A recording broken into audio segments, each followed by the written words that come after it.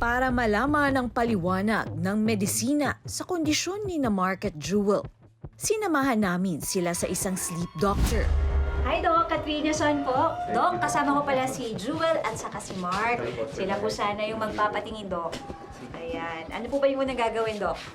Dito muna tayo, mag-interview po tayo para malaman kung ano yung nararamdaman nila.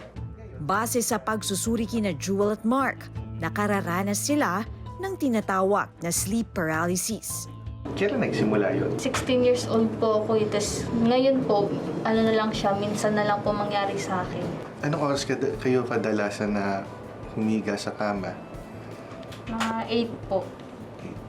Ano naman po yung nararamdaman nila? Sabi kong sleep paralysis kasi hirap gumalaw. May makikita ka, usually itim. Hirap kang huminga.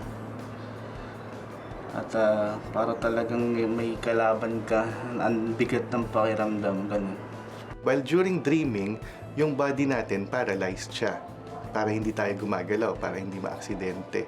Now, habang may mga pagkakataon na bigla silang nagigising sa kung ano man yung dahilan, posible na nalilate yung recognition ng body, nagising na pala. Kaya nagkakaroon ng delay dun sa movement.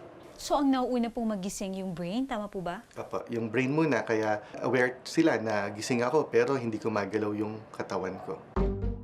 May 4 na stages daw ang pagtulog at ang sleep paralysis nangyayari sa ika-4 na yugto kung saan pinakamalalim ang ating pagtulog. During the rapid eye movement sleep, yung brain natin very active.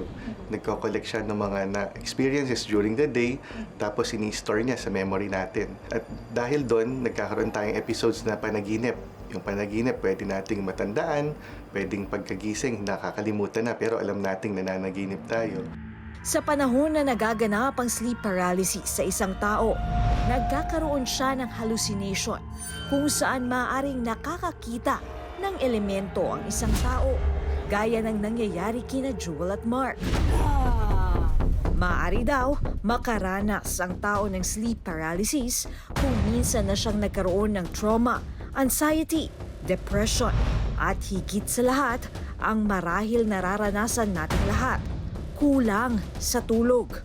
Doc, delikado ba ang sleep paralysis? Ang sleep paralysis, hindi naman siya talagang delikado kasi in a few seconds or minutes, nagigising na talaga. Mas concerned tayo kung nagkakaroon sila ng trauma o kaya natatakot na silang makatulog dahil dun sa sleep paralysis. Pwedeng sabihin nila pag matutulog na, ninenervyos na ako, ayoko nang matulog kasi baka magkaroon ulit ako ng sleep paralysis.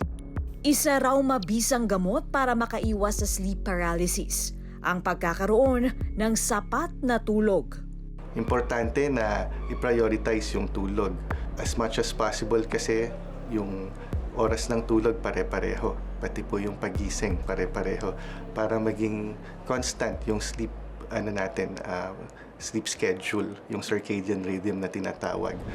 May tinatawag na sleep debt o utang na tulog na kailangan bayaran ng ating katawan. Ibig sabihin, anumang kulang sa rekomendadong 8 oras na tulog sa isang araw, kailangang mabawi sa susunod na pagtulog. Nang malaman ko ang pinagdaraanan ni Jewel at Mark, mas lalo kong naintindihan ang personal kong karanasan. Dahil ako mismo, minsan na ring nakaranas ng sleep paralysis.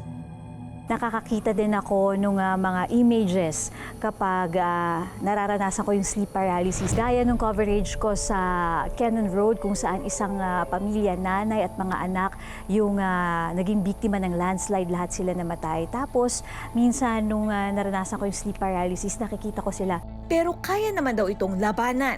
Doc, para sa mga nakakaranas po ng sleep paralysis, dapat po bang magpanik? Ano po ba yung dapat gawin? Pag makaramdam ng sleep paralysis, we just have to relax and wait for the appropriate time, a few seconds or a few minutes na ma-regain natin yung control ng ating katawan. Don't panic. Para naman bigyang tugon ang tromang naranasan ni Jewel at Mark, inilapit din namin sila sa isang psychiatrist. Marami silang mga experiences na kahit sinong dumaan sa ganong types of experiences ay talagang magkukos siya ng anxiety post-traumatic stress disorder na symptoms at isa na doon sa simptomas na yon ay yung nakaka-apekto sa pagtulog nila. Sometimes putol-putol ang tulog, especially kung nagkakaroon ng mga nightmares. Ang kanilang mga nakikita sa pagtulog ay maaaring resulta raw ng kanilang masamang karanasan.